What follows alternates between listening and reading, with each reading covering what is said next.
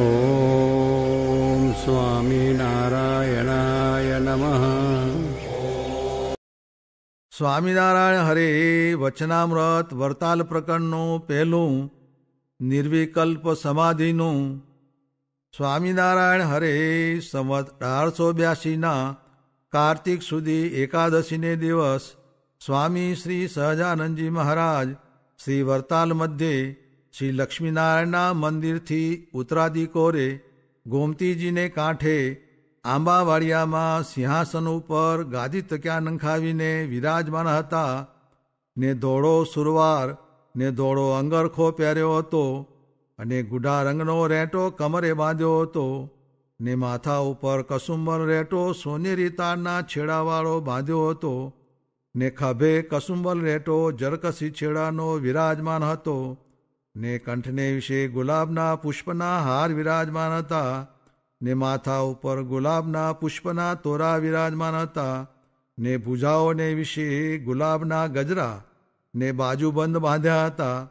એવી શોભાને ધરતા થકા ઉત્તરાદે મુખારવિંદે વિરાજમાન હતા અને પોતાના મુખારવિંદની આગળ મુનિ તથા દેશ દેશના હરિભક્તની સભા ભરાઈને બેઠી હતી. પછી વડોદરાવાળા શુભારામ શાસ્ત્રીએ શ્રીજી મહારાજને પ્રશ્ન પૂછ્યો જે, હે મહારાજ, મુમુક્ષુ હોય તે જ્યારે નિર્વિકલ્પ સમાધિને પામે ત્યારે ગુણાતીત થાય ને ભગવાનનો એકાંતિક ભક્ત થાય ત્યારે જેને નિર્વિકલ્પ સમાધિ ન થાય તેની શી ગતિ થાય? પછી શ્રીજી મહારાજ બોલ્યા જે, પ્રાણનો નિરોધ થાય ત્યારે જ નિર્વિકલ્પ સમાધિ થાય એમ નથી. નિર્વિકલ્પ સમાધિની રીત તો બીજી છે, તે કહીએ તે સાંભળો જે. શ્રીમદ ભાગવતમાં કહ્યું છે જે, અત્ર સર્ગો વિસર્ગશ્ચ સ્થાનમ પોષણમૂતય મન્વંતરેશાનુકથા નિરોધો મુક્તિરાશ્રય. એ શ્લોકનો એમ અર્થ છે જે, વિશ્વના સર્ગ વિસર્ગાદિક જે નવલક્ષણ તેણે કરીને જાણ્યામાં આવે એવું આશ્રયરૂપ જે શ્રી કૃષ્ણ ભગવાનનું સ્વરૂપ તેને વિશે જે મુમુક્ષુની અચળમતી થઈ, જેમ આ આંબાનું વૃક્ષ છે તે એકવાર દ્રઢ કરીને જાણ્યું પછી કામ વ્યાપે, ક્રોધ વ્યાપે, લોભ વ્યાપે તો પણ કોઈ રીતે આંબાને વિશે ભ્રાંતિ ન થાય, જે આંબાનું વૃક્ષ હશે કે નહીં હોય. તેમ જેને પ્રત્યક્ષ શ્રી કૃષ્ણ ભગવાનના સ્વરૂપનો દ્રઢ નિશ્ચય થયો ને તેમાં કોઈ જાતનો કુતર્ક ન થાય, તો તે પુરુષના પ્રાણ લીન ન થયા હોય તો પણ નિર્વિકલ્પ સમાધિ છે ને પ્રાણ લીન થયા હોય તો પણ નિર્વિકલ્પ સમાધિ છે. અને જેને એ ભગવાનના સ્વરૂપમાં સંકલ્પ વિકલ્પ રહેતા હોય, જે બ્રહ્મપુરને વિશે કેવું ભગવાનનું સ્વરૂપ હશે અને શ્વેતદીપ ને વૈકુંઠને વિશે કેવું ભગવાનનું સ્વરૂપ હશે અને તે સ્વરૂપનું ક્યારે દર્શન થશે, એવી જાતના સંકલ્પ વિકલ્પ કર્યા કરે પણ પ્રગટ ભગવાન મળ્યા તેને જ સર્વના કારણ જાણીને તેણે કરીને જ પોતાને કૃતાર્થ ન માને અને એવાને જો દૈવેચ્છાએ કરીને સમાધિ થાય તો પણ સંકલ્પ વિકલ્પ મટે નહીં અને સમાધિમાં જે દેખાય તેથી નવું નવું જોવાને ઈચ્છે પણ મનના વિકલ્પ મટે નહીં. એવો હોય તેને સમાધિ છે તો પણ સવિકલ્પ છે અને સમાધિ ન હોય તો એ સવિકલ્પ છે. માટે એવો હોય તે ગુણાતીત એકાંતિક ભક્ત ન કહેવાય. અને જેને ભગવાનના સ્વરૂપનો દ્રઢ નિશ્ચય હોય ને તેને સમાધિ છે અથવા નથી તોય પણ તેને સદા નિર્વિકલ્પ સમાધિ જ છે. પછી દીનાનાથ ભટ્ટે પ્રશ્ન પૂછ્યો જે, મનમાં સંકલ્પ વિકલ્પ ટાળવાનો ઉપાય કરે અને જો મનને ન જીતી શકે તો તેની શી ગતિ થાય? પછી શ્રીજી મહારાજ બોલ્યા જે, કૌરવને ને પાંડવને યુદ્ધ કરવાનો પ્રારંભ થયો ત્યારે કૌરવ ને પાંડવે વિચાર્યું જે, આપણે એવે ઠેકાણે યુદ્ધ કરીએ જે તે યુદ્ધમાં જે કોઈ મરે તો પણ તેના જીવનું રૂડું થાય એવું વિચારીને કુરુક્ષેત્રને વિશે યુદ્ધ કર્યું. પછી જીત્યા તેનું પણ સારું થયું, ને એ સંગ્રામમાં મરાયા તેને પણ દેવલોકની પ્રાપ્તિ થઈ, ને રાજ થકી પણ અધિક સુખને પામ્યા. તેમ જે મન સાથે લડાઈ આદરે અને જો મનને જીતે તો નિર્વિકલ્પ સ્થિતિને પામે, ને ભગવાનનો એકાંતિક ભક્ત થાય. અને જો મન આગળ હારે તો પણ યોગ ભ્રષ્ટ થાય. તે પછી એક જન્મે અથવા 2 જન્મે અથવા ઘણે જન્મે પણ અંતે જાતો એ એકાંતિક ભક્ત થાય. પણ એણે દાખલો કર્યો તે છૂટી ન પડે. માટે બુદ્ધિવાન હોય તેને તો પોતાના કલ્યાણને અર્થે મન સાથે જરૂર વૈર બાંધવું. પછી એ મનને જીતશે તો પણ સારું છે, ને મનથી હારશે તો પણ યોગ ભ્રષ્ટ થશે. તેમાં અંતે જાતા સારું છે. તે માટે જે કલ્યાણને ઈચ્છે તેને તો મન સાથે જરૂર વૈર બાંધવું. ઇતિ વચનામૃતમ. એવી રીતે વરતાલ પ્રકરણનું પહેલું વચનામૃત જે તે થયું. BAPS સ્વામિનારાયણ મંદિર સુરતના દશાબ્દી મહોત્સવ પ્રસંગે સુરત બાળમંડળ દ્વારા વિવિધ ક્ષેત્રોમાં વિશ્વ શાંતિ પ્રાર્થના યજ્ઞનું આયોજન કરવામાં આવ્યું હતું.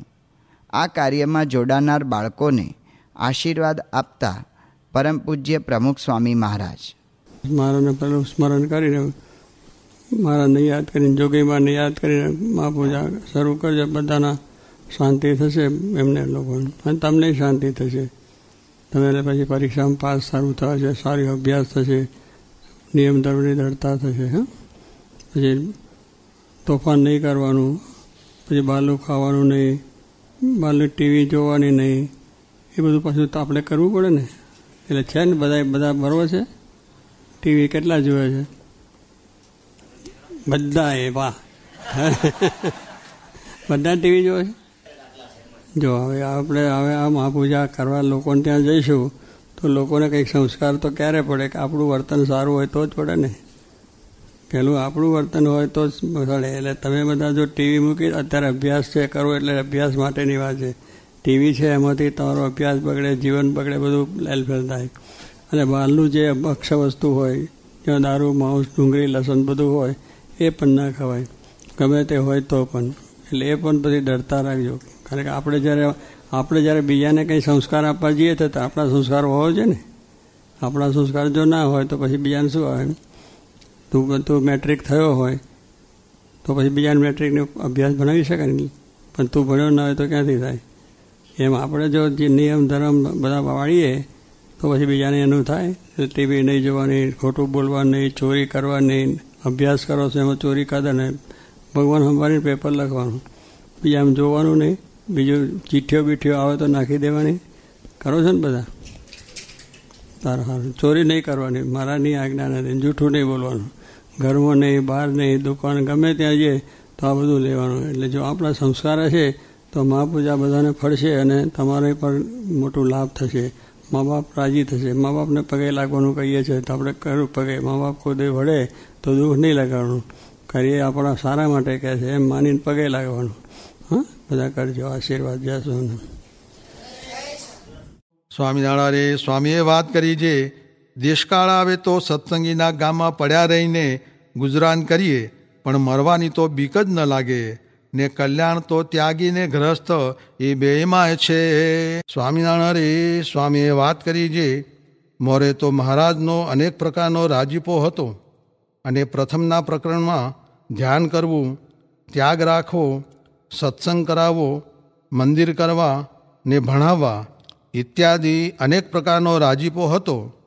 અને આ વર્તમાન કાળે ભગવાનનો શેમાં રાજીપો છે? તો નટની માયાના વચનામૃતમાં ભગવાનનું સ્વરૂપ નિર્દોષ કહ્યું છે. તેવી રીતે મહારાજનું સ્વરૂપ સમજવું, ને તેવી રીતે જ આ સંતનું સ્વરૂપ પણ સમજવું, ને ભગવાનની આજ્ઞા પાળવી, ને રૂડા સાધુનો સંગ રાખવો, તો તેની ઉપર મહારાજ રાજીને રાજી જ છે એમ કહીને મસ્તક ઉપર કળાઈ મૂકીને તકિયા ઉપર ઢળી ગયા.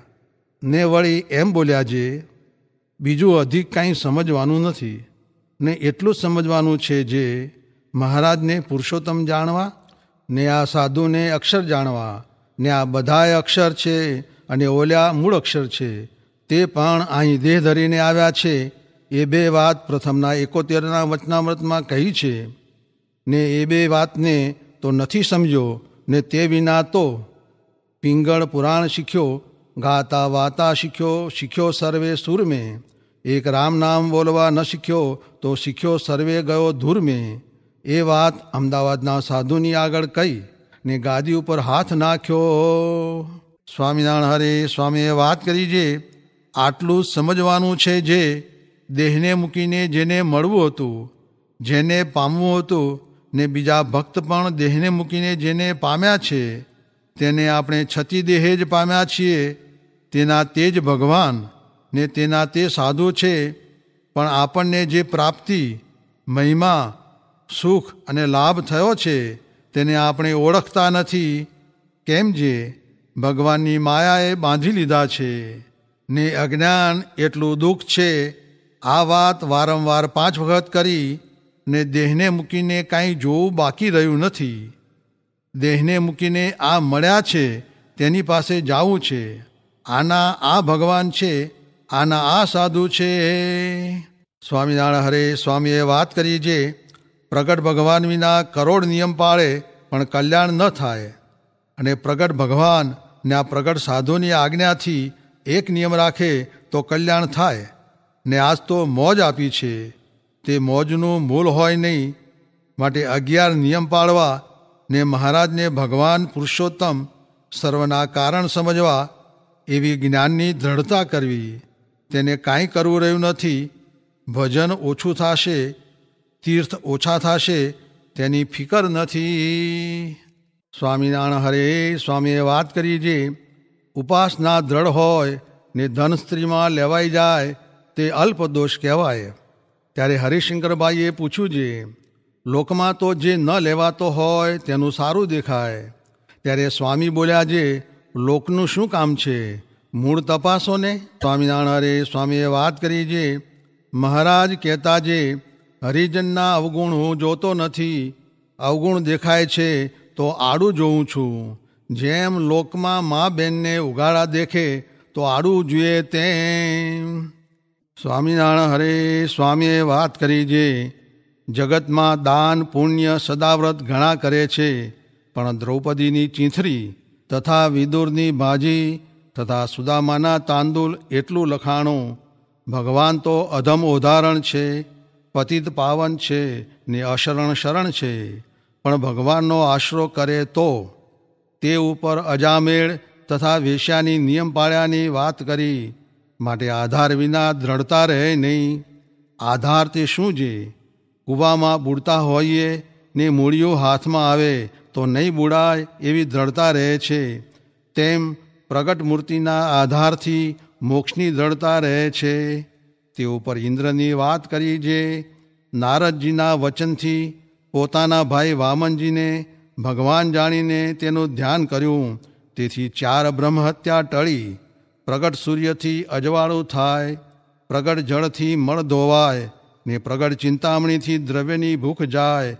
તેમજ પ્રગટ ભગવાનથી મોક્ષ થાય. સ્વામિનારાયણ હરે સ્વામીએ વાત કરી છે માવા ભાઈએ મહારાજને માયાનું બંધન ન થાય એવું પૂછ્યું, પણ વ્યવહારનું ન પૂછ્યું. તેથી મહારાજે પ્રસન્ન થઈ કહ્યું છે તમને માયાનું બંધન નહીં થાય. ને જીણાબાઈએ પણ સેવા માગી. સ્વામિનારાયણ હરે સ્વામીએ વાત કરી છે ભગવાન સ્ત્રીઓ સાથે રમે તે રજોગુણી ક્રિયા, ને તરવાર ચલાવે તે તમોગુણી ક્રિયા, ને સાધુનો માર્ગ ચલાવે તે સત્વગુણી ક્રિયા. ને ગુણાતીત ક્રિયા તો જુદી રીતની જ છે ઋષભદેવની ક્રિયાની પેઠે. માટે એકે ગુણ ભગવાનને વિશે છે જ નહીં એમ સમજવું. સ્વામિનારાયણ હરે સ્વામીએ વાત કરી છે ગોંડલના હરિજને કહ્યું છે શા પાપ કર્યા હશે તે મહારાજના દર્શન ન થયા. ત્યારે સ્વામીએ કહ્યું છે પુણ્ય કર્યા હશે તે આજ આ દર્શન થયા, નહીં તો ઘણા પાપ કરત. ભોજને છાદને ચિંતા વૃથા કુર્વંતી વૈષ્ણવા. આપણે તો માળા ફેરવવી, રોટલા તો ભગવાન દેશે ને કેટલાકને દીધા છે, પણ ખબર નથી ને કેટલાકને દે છે.